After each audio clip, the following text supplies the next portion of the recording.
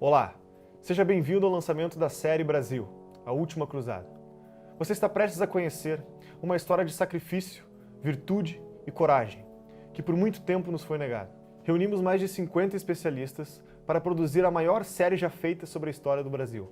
O que você está prestes a assistir é uma narrativa séria sobre a sua história.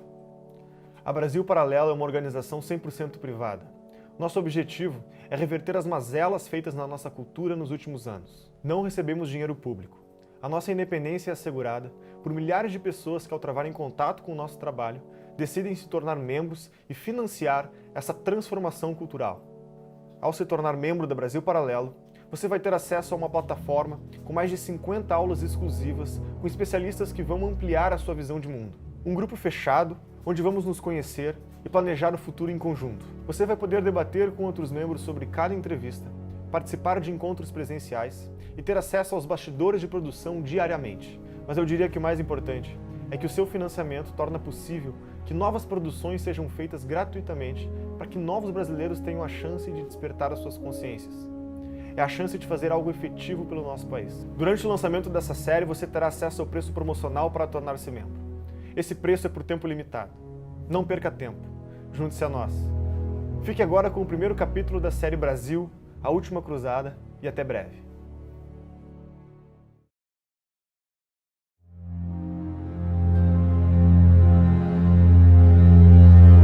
Assim como a biografia de um homem começa na história de seus ancestrais, nossa pátria não pode ser compreendida apartada daquela que a concebeu e gestou. E a nossa identidade terá de ser buscada em acontecimentos enterrados por muitos anos, a milhares de quilômetros, no velho mundo e nas profundezas do oceano. Neste mergulho rumo às origens remotas, muitas das linhas que separam os mitos da realidade e a história das lendas vão sendo borradas pelo nevoeiro dos séculos e pelas crenças dos antigos. Os acontecimentos que formam o curso do tempo vão deixando para trás verdades esquecidas, mas que de alguma forma podem ser resgatadas, porque estão marcadas no solo, nos escritos e nas memórias dos homens que já viveram. Essa é a história que vamos contar, de um povo que ultrapassou os limites impostos pelos oceanos e disputou palmo a palmo contra o vento os rumos do seu próprio destino e que assim fez dele o caminho para um novo mundo.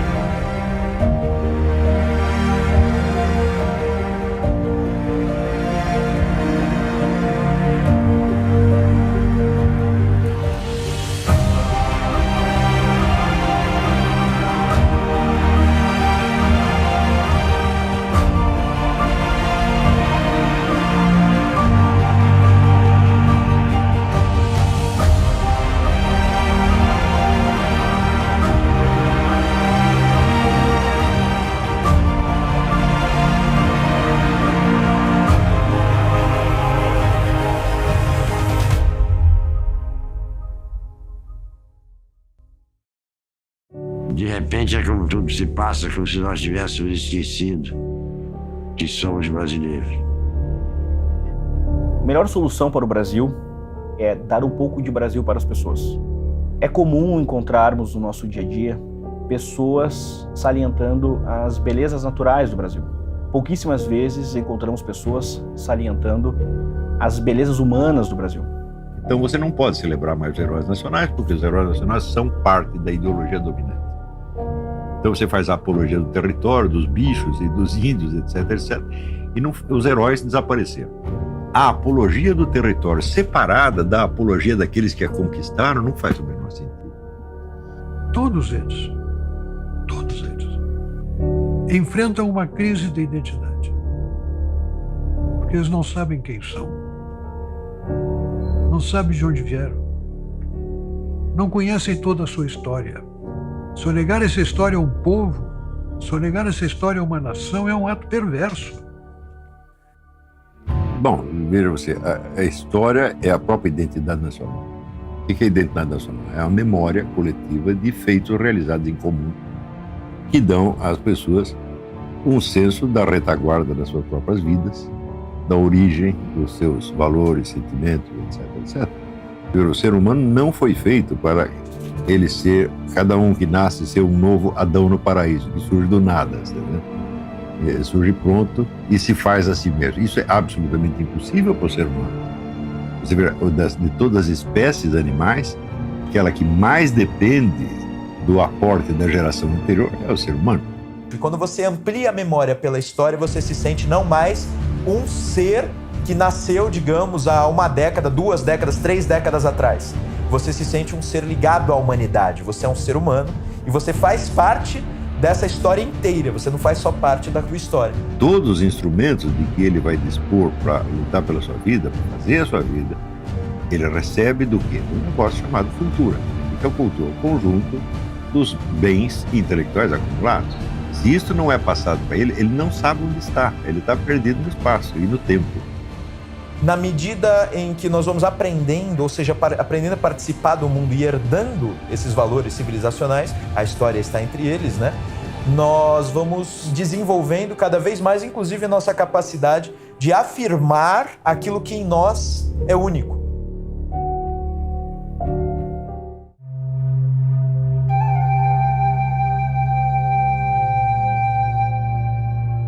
Somos tão jovens na história da humanidade que às vezes esquecemos do que nos permitiu chegar aqui e viver dessa forma. Há 30 mil anos, nossos antepassados tentavam dizer alguma coisa quando pintavam nas rochas. São as primeiras mensagens que temos de nossos ancestrais. A vida era difícil e lutávamos muito para sobreviver.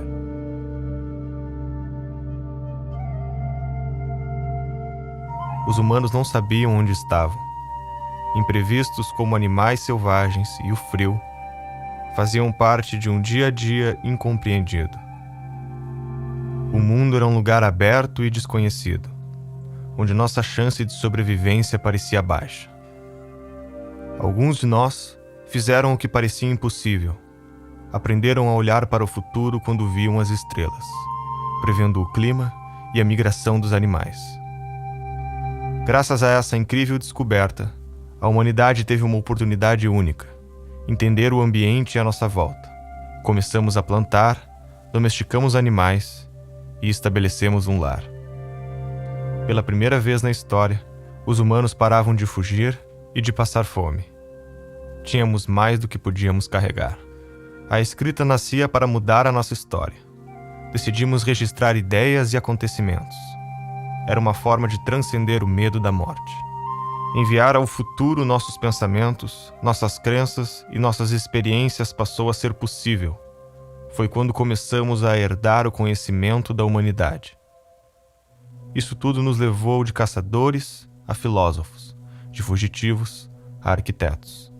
Criamos a ética para aperfeiçoar a convivência, as leis e o júri para aperfeiçoar a justiça, e constituir família passou a fazer parte da nossa tradição de levar a humanidade adiante. Quando vivemos o nosso dia a dia, aqui, no século XXI, desfrutamos desse legado.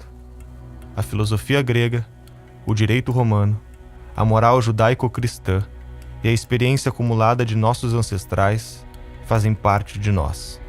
Essa é a herança que chamamos de civilização ocidental.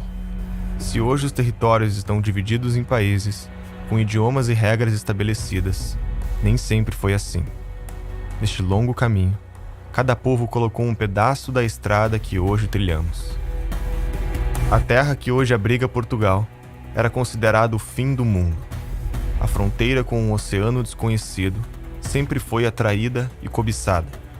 Diversos povos viveram por lá até ver a ascensão do Império Romano e a entrada das tribos germânicas, dos suevos e visigodos.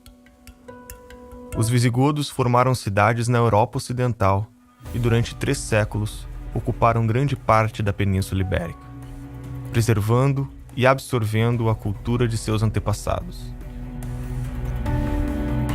Como essa cultura veio parar no Brasil? O que as guerras entre diferentes visões de mundo têm a ver com a nossa história? Para enxergar melhor o presente, precisamos voltar um pouco no tempo. No ano de 700, por volta de 700, surge a fé muçulmana. E ela já estava se ampliando em todo o Oriente Médio, norte da África. A fé muçulmana nasce em Meca, na Arábia Saudita, com Maomé, o pregador que afirmava ter recebido a revelação de ser um enviado de Deus. Nessa revelação, a sua missão seria resgatar ensinamentos que foram trazidos por profetas como Moisés, Abraão e Jesus, mas que ao longo do tempo teriam sido distorcidos. Foi juntando adeptos que, após a sua morte, compilaram seus ensinamentos no Alcorão, livro que embasa a fé islâmica e discorda das crenças judaicas e católicas.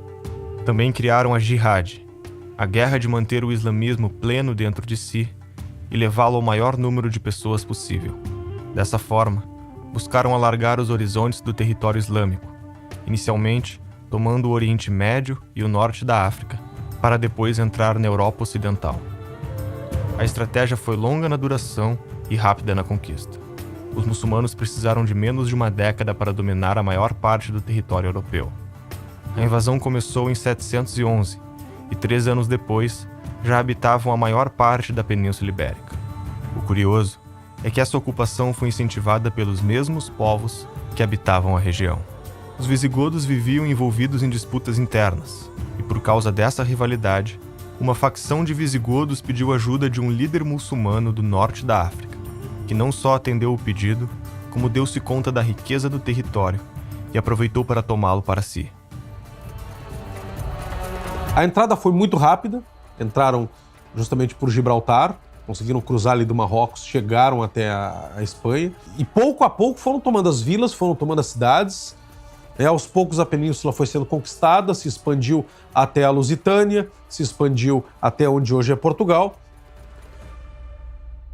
As teorias que os historiadores levantam quanto à facilidade da invasão foi porque, em primeiro lugar, o reino visigótico não deixava que as populações de origem romana tivessem acesso a armas ou ao exército. Então nós já vemos aí um processo de desarmamento que facilitou, inclusive, a queda do seu próprio Estado. Os cristãos que escaparam fugiram para o alto das grandes montanhas no norte da Península Ibérica. Lá estabeleceram o chamado Reino das Astúrias e aclamaram Dom Pelágio como seu novo rei. Nessas Astúrias, então, se tornou um foco de resistência cristã. As Astúrias nunca conseguiram ser conquistadas e de lá o Dom Pelágio organizou a resistência ao invasor muçulmano. Os muçulmanos continuaram a conquista para o leste da Europa, até se depararem com um reino franco. Uma tropa de 50 mil soldados mouros cruzou a fronteira para atacá-los. Era a prenúncia do fim do Ocidente. Carlos Martel, comandante do exército franco, sabia ter nas mãos a história de uma civilização para defender, e praticamente nenhum soldado. Convenceu a igreja a financiar o treinamento de cavaleiros, estudou as formações dos antigos gregos para resistir pela disciplina e a aceitação de morrer pela causa. Passou um ano inteiro treinando bárbaros que nunca tinham sido soldados, para enfrentar um exército maior e mais poderoso. No dia 10 de outubro de 732, milhares de soldados estavam na linha de frente de uma guerra santa. Foi na Batalha de Poitiers que Carlos Martel fez lembrar os antigos espartanos, na sua resistência e coragem, saindo vitorioso. Para a maior parte dos historiadores, essa era a última chance de resistência do Ocidente.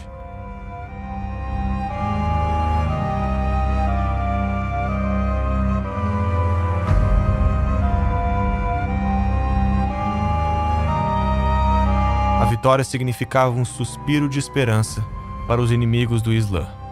Com isso, as Astúrias começaram o processo de reconquista do território dominado pelos muçulmanos. Até que houve uma grande batalha em 722, a Batalha de Covadonga. Foi considerada essa Batalha de Covadonga o início da reconquista cristã, porque eles não estavam mais se defendendo ou fazendo pequenas guerrilhas, mas se defrontaram diretamente com o inimigo num processo de expansão do Reino das Astúrias. Né? Os mouros tinham conquistado a Espanha e agora era hora de reconquistar a Espanha. Era hora de reconquistar o território perdido. E Covadonga é um evento importantíssimo para a cultura católica espanhola. Né? Dom Pelágio é considerado justamente um grande herói, não só porque ele resistiu e se organizou nas Astúrias, mas porque foi um herói vencedor em Covadonga. Né? Várias batalhas, várias guerrilhas que foram sendo travadas foram vencidas pelos asturianos, pelo moral que eles ganharam na vitória em Covadonga. Quando você observa uma sociedade islâmica, você tem tudo diferente. Tudo diferente. Todos os valores são diferentes desse daí. E Portugal passou por um tempo por domínio islâmico, tá? E aí você percebe que alguns valores islâmicos a gente pegou, não só na linguagem, a gente tem alface, algumas palavras com algodão é alcudum, palavras que vêm do árabe, mas a gente tem também alguns valores. Por exemplo, quando a gente tem organização militar. A organização militar, como eu disse, cristã, ela era mais de um cavaleiro querendo se tornar digno, querendo se destacar, se auto-sacrificar por uma causa maior no campo de batalha. Enquanto que os islâmicos tinham uma visão mais coletivista, mais organizada. E aí os Portugal e Espanha aprendem, eles mantêm o heroísmo cristão e aprendem as técnicas islâmicas. Porque primeiro eles apanharam, né? O Islã, se você observar o mapa, eles pegam a Península Ibérica quase toda, fica um pequeno pedaço de resistência e depois eles vão reconquistando.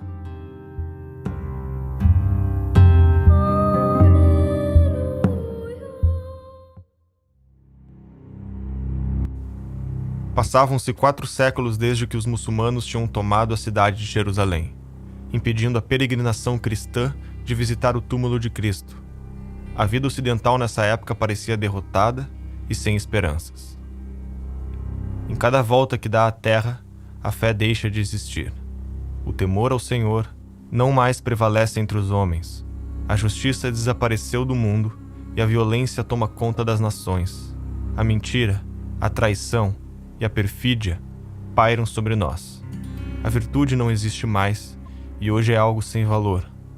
O mal reina em seu lugar. Se voltássemos no tempo, até o século XI, seria difícil acreditar em nossos olhos. A Europa parecia uma região amaldiçoada. Os governos centrais não eram organizados e as monarquias ainda engatinhavam repletas de grandes castelos que roubavam e guerreavam entre si. Uma terra devastada e sem leis. Em uma decisão sem precedentes, o Papa promete um lugar no céu para as almas daqueles que aceitarem marcharem até Jerusalém e retomar a Terra Santa. Para o Papa, era a oportunidade perfeita de unificar os cristãos ocidentais e orientais e colocar a Igreja novamente no centro do cenário político mundial. Se não era possível viver em paz na Europa, seu povo decidiu buscar uma vida melhor, neste mundo ou no próximo. Estava inaugurada a Era das Cruzadas. Agora milhares de cristãos vindos de toda parte da Europa marchavam para retomar Jerusalém das mãos dos seguidores de Maomé.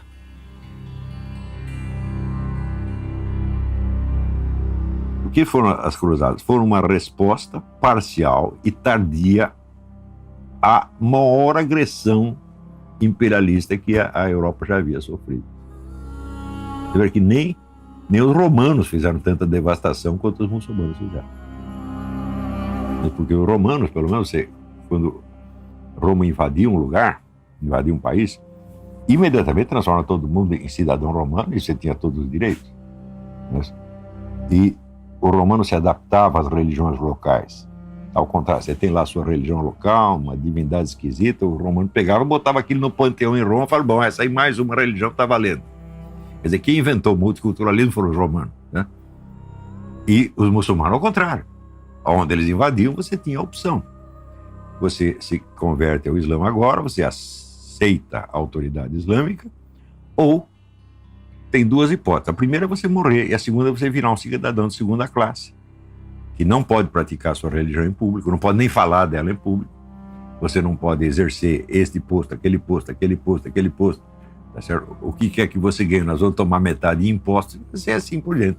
As cruzadas se iniciaram para resgatar a terra de Canaã, porque ela havia se tornado de uma fé hegemônica, que era na questão islâmica. As cruzadas foram um grande sucesso no início, conseguiram expulsar os exércitos sarracenos e libertar Israel, libertar Jerusalém. Com a Terra Santa reconquistada, surgiram massas de peregrinos marchando em busca da paz espiritual. Mas o caminho até Jerusalém era para poucos. Além de frequentes assaltos, haviam constantes ataques de exércitos muçulmanos ao longo do percurso. Todo peregrino cristão que quisesse ir para a terra de Canaã, Israel, tinha seu caminho impedido. Né? Começou a ser muito perigosa essa jornada. Sempre foi, mas ficou mais perigoso agora porque havia uma missão islâmica que começava a impedir a peregrinação.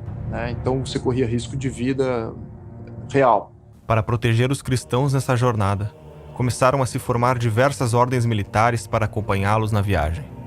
Um grupo de nobres da França se reuniu e formou uma ordem para proteger os peregrinos em sua caminhada. Essa ordem foi a Ordem dos Templários.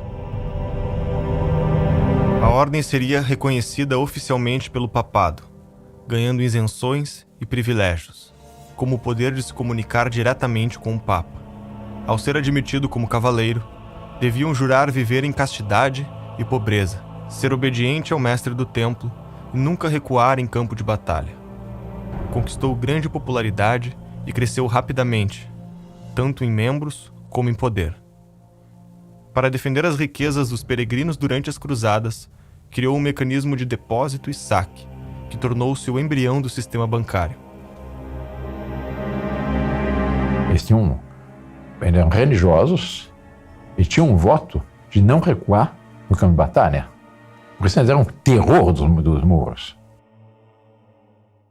A ordem poderia ajudar muito, esse novo exército está se formando, poderia ajudar muito na Constituição de Portugal. Então os templários, já no início do movimento templário, eles ajudaram em 2 pontos. Ajudaram a Portugal a expulsar os mouros e também a começar a defender as cruzadas. Em uma das incursões que os cristãos faziam nas terras tomadas por mouros, um pequeno exército comandado por Afonso Henriques foi surpreendido e encurralado pelos muçulmanos. O conflito era inevitável e a chance de sobrevivência quase inexistente. Segundo os historiadores, 10 vezes superiores aos portugueses.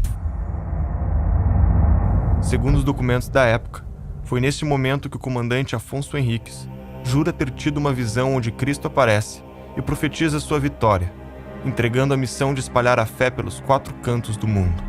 Afonso Henriques venceu a batalha e foi aclamado o primeiro rei de Portugal. Fato ou lenda, o milagre de Ourique marcou de tal forma o imaginário português que se tornou presente na bandeira de Portugal e no espírito aventureiro dos próximos séculos. Os portugueses consideram esse documento como sendo a certidão de batismo de Portugal. Aí nasceu Portugal. São as fronteiras mais antigas da Europa hoje em dia.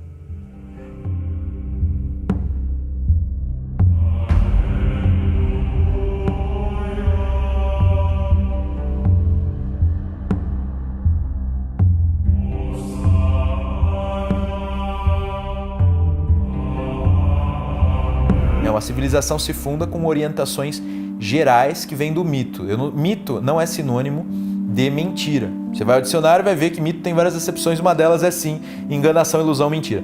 Mas o mito, no sentido em que eu uso, é o sentido grego, e o sentido grego é uma explicação primordial sobre a ordem do universo e sobre a ordem humana. Então, por que primordial, né? Porque é uma explicação sem tempo, lá no passado, que você não sabe direito quando foi. Algumas coisas aconteceram e elas explicam como o universo surgiu, explicam como a vida humana se organizou e por quê, qual é o entrosamento dessas coisas. Sem mito não tem civilização. O que nós tivemos aqui é a figura do pai fundador. né? E essa característica se manteve presente desde a fundação de Portugal, desde Dom Afonso Henriques. Com isso ele ganha mais poder, ele ganha mais autonomia e ele continua, então, a formar os seus domínios, impedindo que o Moro entre novamente. A Espanha, pelo contrário, continua a lutar contra o elemento mouro, contra o elemento mourisco. A Europa estava em constantes conflitos entre os reinos. Todos queriam afirmar seu poder e as fronteiras eram frágeis. Entre eles estava a França, onde o rei Filipe IV, o Belo, queria expandir o seu poder a qualquer custo para enfrentar a Inglaterra.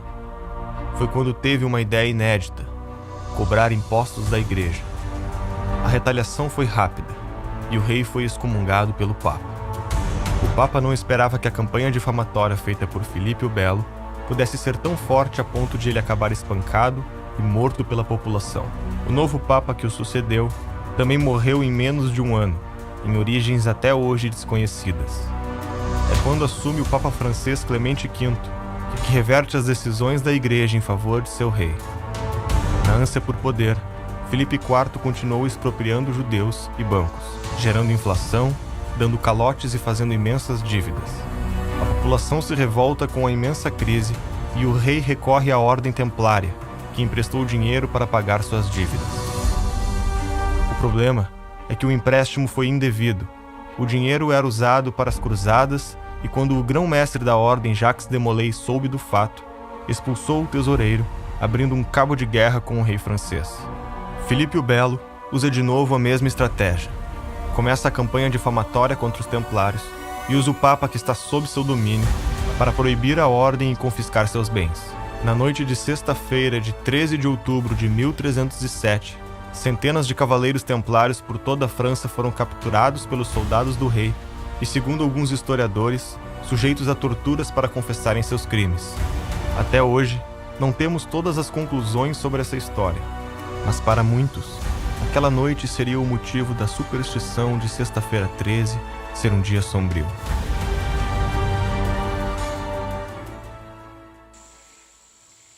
Agora, esse é um problema muito ambíguo, porque sabe, os templários que inventaram, por exemplo, a letra de câmbio, né? O pessoal depositava dinheiro na Europa e retirava dinheiro quando chegava em Jerusalém, né? E eles roubaram um monte de dinheiro. Esta é que é a verdade. Mas, ao mesmo tempo, existe todo um legado heróico e místico dos templários. Foi um processo muito sangrento. Foi decretado todos os templários como os hereges e houve aí um grande derramamento de sangue, várias armadilhas armadas contra os templários.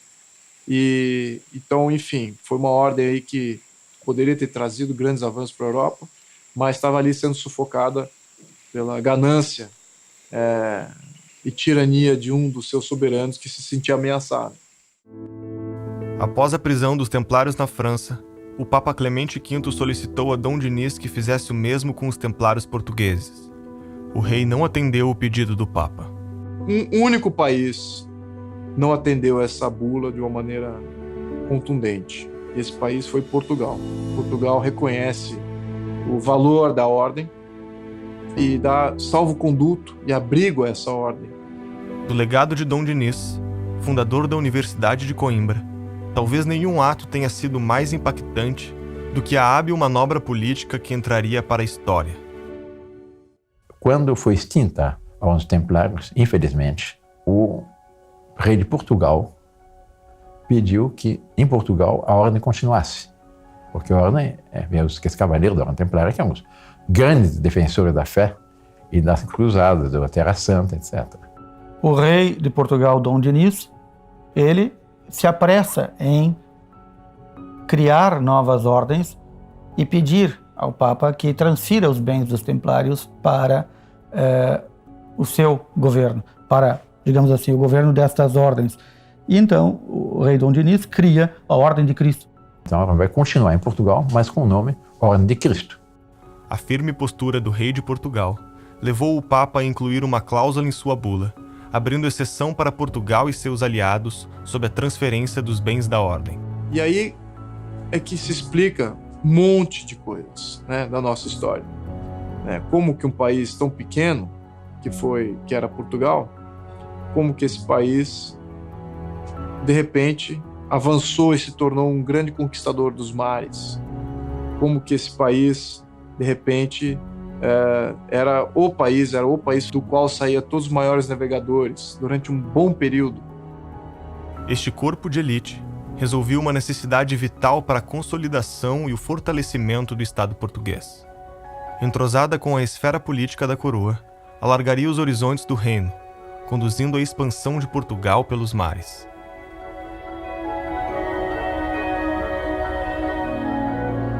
A vida política em Portugal também não seria tranquila. Os herdeiros de Dom Afonso Henriques não perpetuariam o governo da dinastia Afonsina. Mais uma grande guerra eclodia na Europa entre a Inglaterra e a França, chamada de Guerra dos 100 Anos. Muitos reinos se dividiram, dependendo do lado que apoiavam. Em 1383, o último rei da dinastia Afonsina, Dom Fernando I, morreu sem deixar herdeiros. Acontece que este rei tentou invadir o reino de Castela 3 vezes durante a Guerra dos 100 Anos, perdendo em todas, e na última foi obrigado a casar com a princesa de Castela para estabelecer a paz.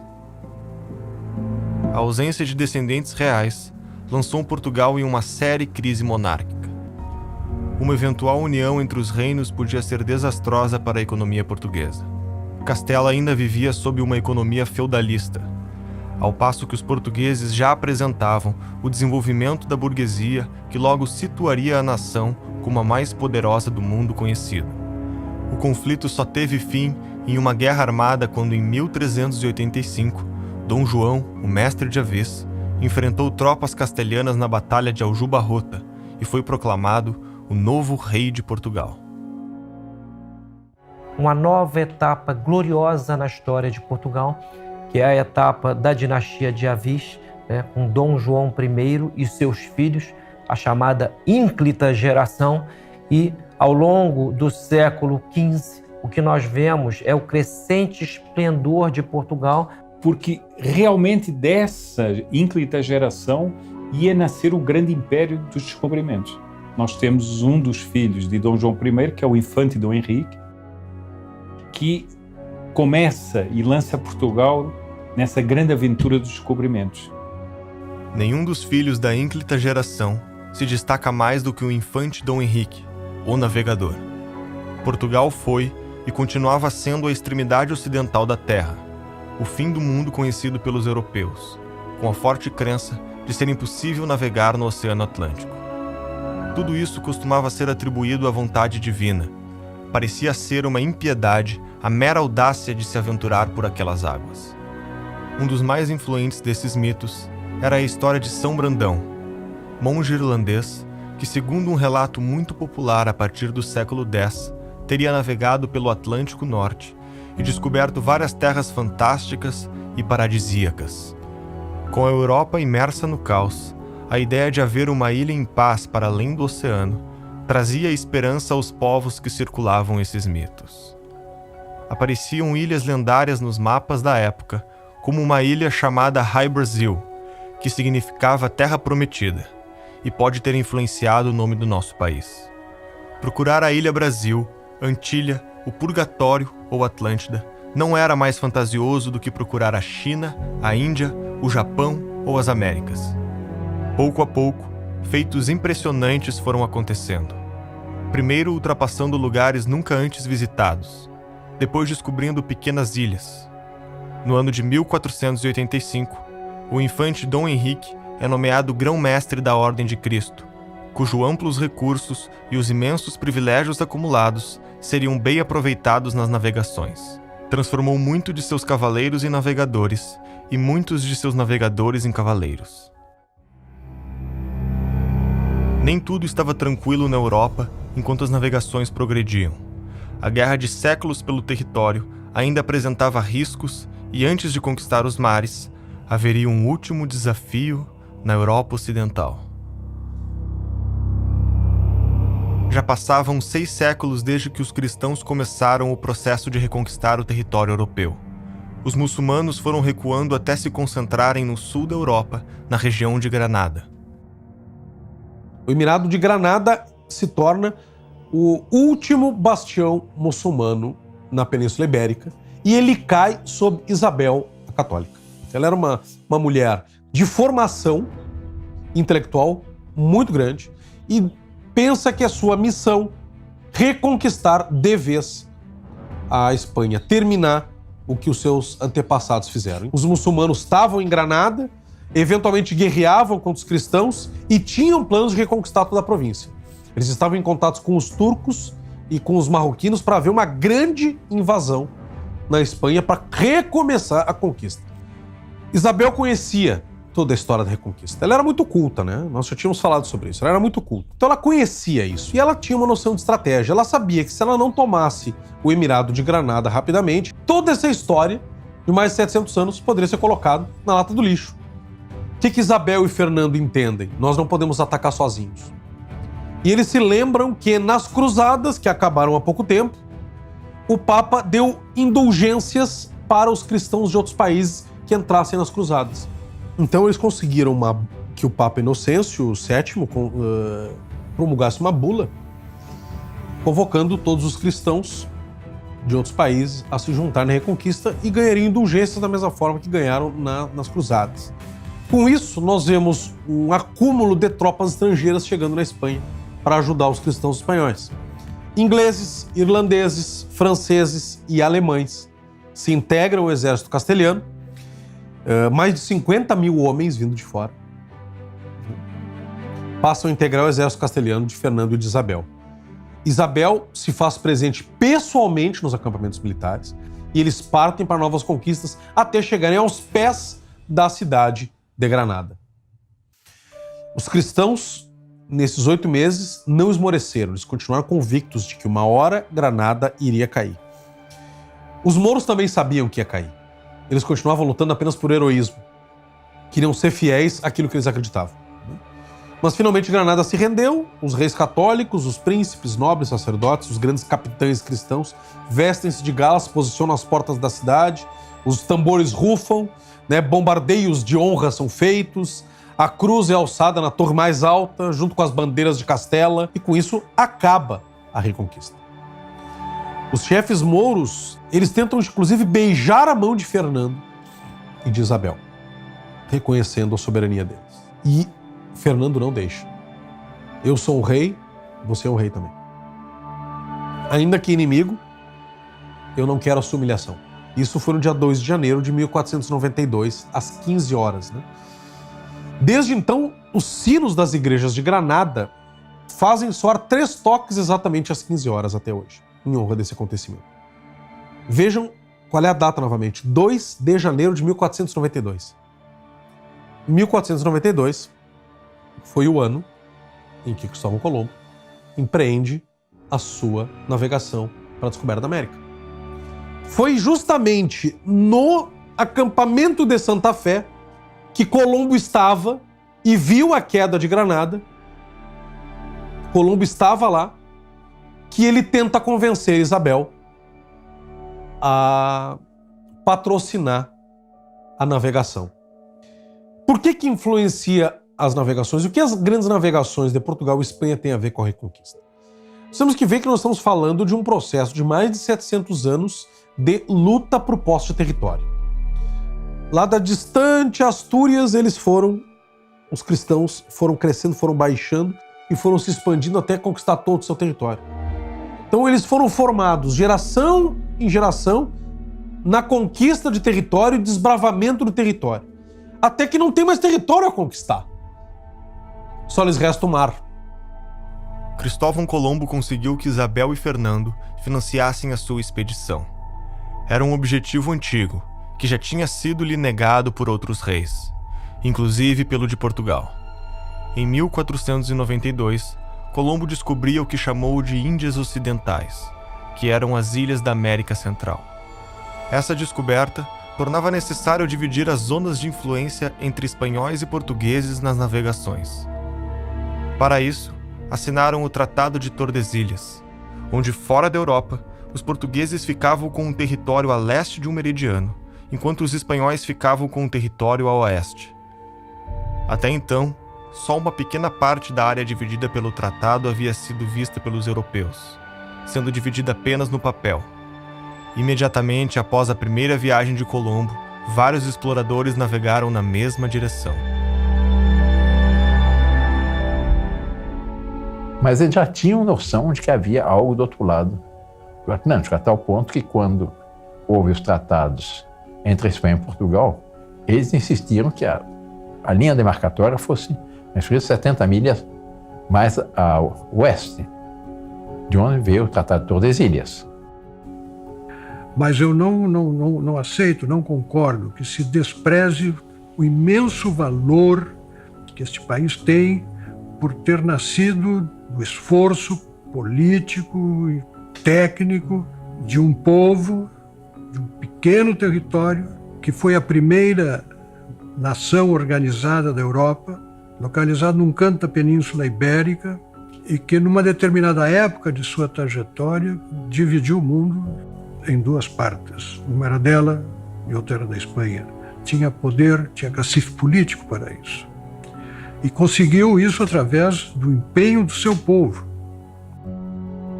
Povos que nunca antes tinham se visto estavam prestes a se encontrar. No ano de 1497, Portugal envia Vasco da Gama para encontrar uma rota até as Índias, contornando pela primeira vez a África. 3 meses após partir, a frota que comandava já estava navegando em águas até então desconhecidas para os europeus. Em Moçambique, tiveram que se passar por islâmicos e quase tiveram seus navios roubados, até que finalmente, 10 meses depois, a frota alcançou o destino indiano e estabeleceu a Rota do Cabo, deixando o caminho aberto para a Índia.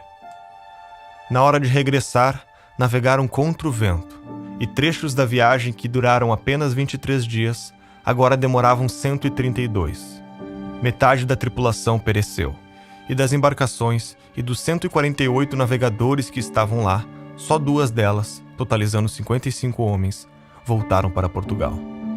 Vasco da Gama chegou 1 mês depois de seus companheiros, tendo que sepultar o seu irmão mais velho no caminho. No seu regresso, foi recompensado como o homem que finalizou um plano que levou 80 anos para ser cumprido. Recebeu o título de Almirante-Mor dos Mares da Índia, e em 1499 espalhou-se a notícia de que os portugueses tinham chegado às verdadeiras Índias. A viagem era a mais longa até então realizada, superior a uma volta completa ao mundo pela linha do Equador, e seria eternizada na epopeia Os Lusíadas, escrita por Luís Vaz de Camões, um feito inacreditável, que seria superado logo no ano seguinte. As grandes navegações, eu comparo as grandes navegações com a NASA, as viagens espaciais, o Cabo Canaveral, nos Estados Unidos do século XX. E eu não sei quais eram as aventuras mais arrojadas. Se aquela de navegadores que se jogavam no mar aberto numa época de superstições, de receios, de medos, de incertezas, navegando em águas nunca dantes navegadas. Essa saída desses homens, essa expansão marítima, ela tinha a característica, que é a característica fundamental, de heroísmo, empreendimento humano. Homens ficaram pelos caminhos, ao longo de toda a tradição marítima. Portugal teve o privilégio de ter nos mares o seu maior cemitério. Por isso é que o Fernando Pessoa tem uns versos em que ele diz: "Ó mar salgado, quanto do teu sal são lágrimas de Portugal." E depois, no final desses versos, ele diz: "Valeu a pena? Tudo vale a pena quando a alma não é pequena." Uma segunda grande armada portuguesa foi enviada para a Índia, dessa vez com 13 navios, cerca de 1.500 homens e guiada por Pedro Álvares Cabral. Cabral era grão-mestre da Ordem de Cristo e um nobre de relacionamento fiel à coroa, descrito como culto, prudente e tolerante com os inimigos. No dia anterior da partida, a tripulação recebeu uma despedida pública que incluiu uma missa e comemorações com a presença do rei, da corte e de uma enorme multidão. Sua frota afastou-se bastante da costa africana, até desembarcar no que chamaram de Porto Seguro, no que achou tratar-se de uma ilha, que deu o nome de Vera Cruz. Cabral, tendo percebido que a nova terra estava a leste da linha de Tordesilhas, logo enviou um emissário a Portugal com a importante notícia. Alguns historiadores defendem que os portugueses já sabiam da existência da América do Sul. Por isso, o desvio da rota de Cabral e a insistência do rei Dom João II em mover para o oeste a linha de Tordesilhas. Outros defendem que o objetivo deste empreendimento era estabelecer relações comerciais na Índia e que o desvio se dava por necessidades de navegação, fazendo da descoberta algo acidental. Mas na lógica portuguesa, isso a gente vai encontrar já na carta de Pero Vaz de Caminha, não existe casualidade quando você acredita na providência. Então é um debate menor no sentido português de seu tempo, porque um português fiel à tradição católica, ele não está se preocupando se ele chegou sem querer ou por querer. Ele acredita que está ali por um motivo e esse motivo é missionário. E esses elementos nós já encontramos na na certidão de batismo, como muitas vezes é colocada assim, a carta de Pero Vaz de Caminha. Como é que vocês acham que, de repente, um povo que na Idade Média lutou por 8 séculos contra o inimigo islâmico vai do nada se transformar num mercador? Só quero realizar comércio. Não faz o menor sentido. Essa história, assim como ela é contada, de que o português sai só para encontrar especiarias e para ter um melhor acesso a rotas comerciais, isso não se justifica de modo algum. É um desconhecimento completo de que era Portugal, né? De o que era o mundo medieval. O mundo medieval é um mundo de grandes guerreiros. Você não se lança num pequeno barco através de um oceano que você não conhece para encontrar um pau-brasa vermelhinho. Não é isso. É para encontrar a terra prometida. É para encontrar a terra abençoada. Isso é um fator motivador dos grandes descobrimentos, até mesmo hoje do espaço. Eu estou indo para o espaço para descobrir que em tal lua de tal isso aqui vai ter um ferrozinho. Você está indo para o espaço para descobrir vida. Vida além da sua vida própria. É isso que motiva. Não é coisas pequenas assim. Então, é entender isso, entender bota um monte de molecada num barco e lança eles. Pra quê? Porque eu quero que ele pegue uma pedra lá, né, do outro lado do oceano. É isso? Não, eu quero que ele encontre o paraíso. Essa que era um fator motivador. Então, era a base da vontade, era o elan do negócio. Então não era coisa pequena, não é uma coisa frívola. Como se constrói. Não era nada disso. Claro, é mais difícil eu contar essa história para um número muito grande de pessoas. É muito mais complicado. O fato é que no dia 22 de abril de 1500, os portugueses atravessaram o Oceano Atlântico e chegaram no Brasil. Era o ápice da expansão marítima portuguesa. Portugal não era mais a extremidade do fim do mundo. E a história dos dois lugares nunca mais seria a mesma. A história merece ser contada. Pela sorte, pela providência, pela virtude ou por todas elas. Chegamos até aqui. Nossa trajetória tem nome. E cada vez que olhamos para trás, lembramos de cada personagem que construiu o palco de nossas vidas. Temos a oportunidade de escolher nossas referências, aprender com os nossos erros, elevar o nosso moral. Em algum lugar, sempre haverá o panteão daqueles que nos trouxeram até aqui. Lá estão as paixões, os méritos, os sacrifícios e todo o heroísmo da humanidade. Não foi fácil. A preservação desse lugar cabe a nós. Não podemos deixar que roubem os degraus da nossa civilização. E sempre que estivermos perdidos e sem saber para onde ir, eles estarão lá, de braços abertos, para nos contar tudo o que sacrificaram para dar um passo além do que parecia possível. não se trata apenas de não esquecermos de onde viemos. Se trata de não esquecermos para onde estamos indo.